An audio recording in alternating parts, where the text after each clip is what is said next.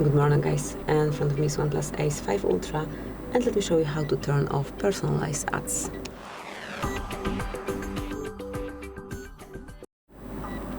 So at first open the settings, then from settings list select Google, here enroll all services and locate ads.